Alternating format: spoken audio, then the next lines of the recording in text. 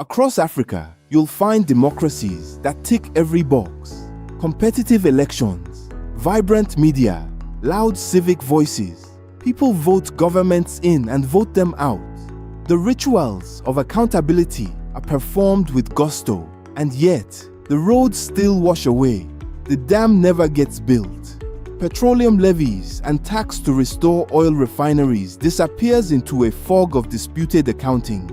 Billions are pledged, summits convened, master plans launched, and then, remarkably little changes. This is the paradox at the heart of what we call Katanomics. The theory begins with a distinction that sounds simple but carries enormous weight. There are two forms of accountability in any democracy. The first is political accountability, the power of citizens to reward or punish leaders at the ballot box. In a growing number of African democracies, this is robust. Ghana has had 8 peaceful elections since 1992.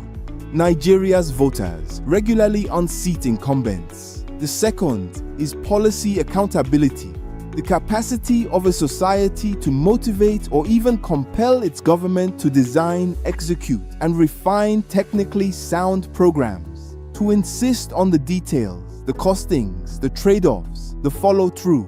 Here is the crux. You can have the first in abundance while the second is almost entirely absent. And when that happens, you have a democracy that performs accountability without practicing it where it matters most. Why does this gap persist? Because politics and policy process the same raw material, social problems, in fundamentally opposite ways. Politics aggregates.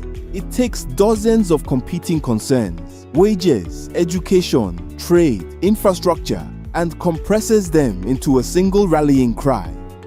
Jobs, development, transformation. This is how coalitions form, how elections are won, how mandates are claimed.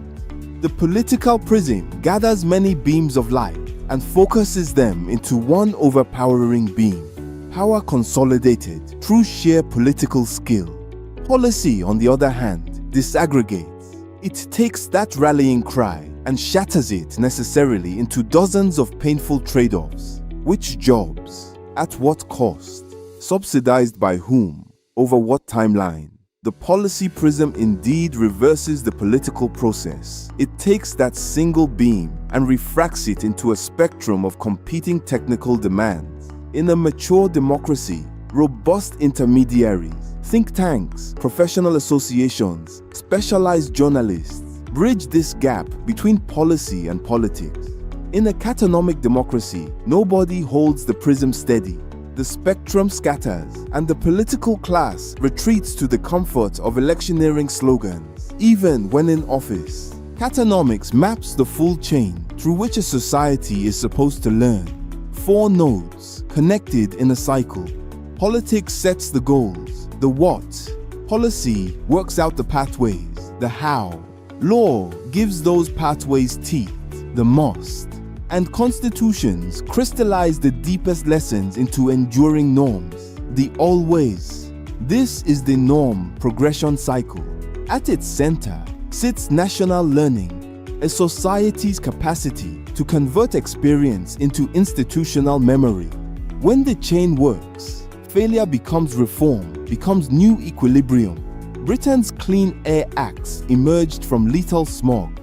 Norway's petroleum fund grew from early mismanagement of oil revenues. When the chain breaks, and this is the Katanomic condition, the society performs the rituals of learning without actually learning.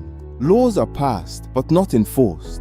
Constitutions are invoked but not treated as living manuals. Each crisis produces a flurry of outrage, a new committee, and then oblivion. The result is a condition borrowed from medicine, dysphonia. In the clinic, dysphonia means vocal cords straining to produce sound, plenty of effort, hoarse output. In a Katanomic democracy, citizens speak loudly. Radio phone-ins overflow with frustration. Social media erupts after every scandal. The voice of the people is deafening. But the institutional channels that should translate that noise into coherent policy pressure are withered. The voice is loud, the signal is lost. Consider one example that carries the whole argument. Ghana's Pwalugu multi-purpose dam was promised to the drought-prone Upper East region. Electricity, irrigation, flood control, jobs. Politically, it was irresistible, a gift to a historically neglected part of the country.